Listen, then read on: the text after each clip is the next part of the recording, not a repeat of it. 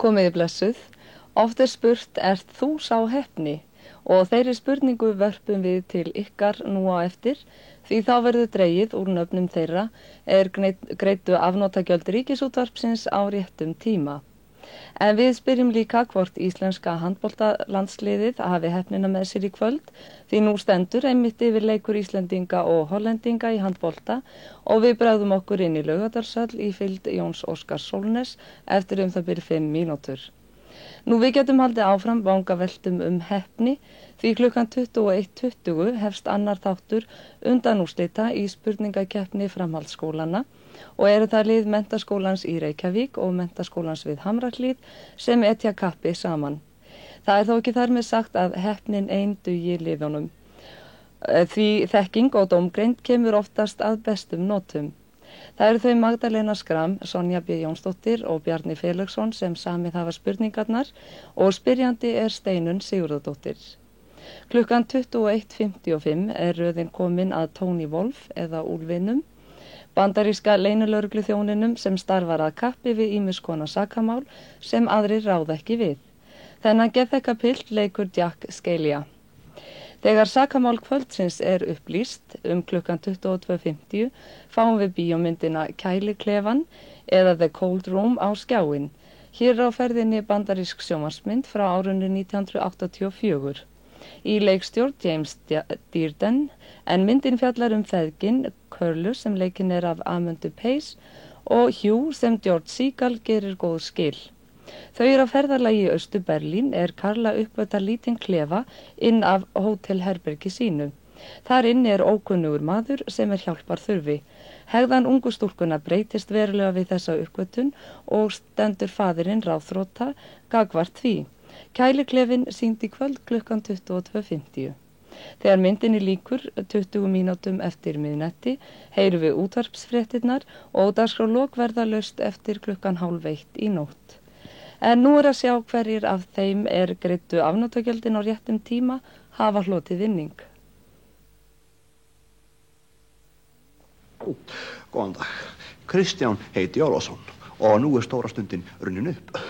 Og nú spennandi að sjá hverjir á skilvísum greiðendum afnotagjalda að detta nú í lukkupottinu eða lock paid, eins og sagt og við getum ekki máli.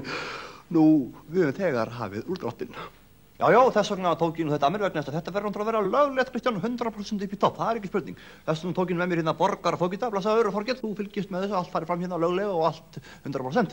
Sem sagt, og borgarlæknir vandalega vegna þess að allt getur gert í heita leiksins, það ekki spurning. En ég sem sagt til í slaginn. Já, nú við höfum sem sagt nú þegar dregið út 100 nöfn og byggðist afsökunar því, gátum ekki sittið á okkur, spenningunum var gífurlegur. Getur ekki máli. Nú sem sagt vinningarnir eru 100 útvarpstæki frá Hljómbæ og í lok þáttarins munum við birta nöfnin á skjánum. Og þá það 5 sharp videótæki. Ragnar. Já, þá sem sagt bara að rugla þessu vel á vandlega. Og þú sem Þorkell bara stöðða mig ef eitthvað hér ólögulegt að ferði vegna þess að þetta verður alltaf 100% og ég dreg þá bara 5 stykki í einum grænum og hér og hefst þá lesturinn. Ekkert að býja með það. Og fyrsta nafnið sem kemur hér upp Sverrir Guðmundsson, Kópavogsbraut 82, Kópavogi.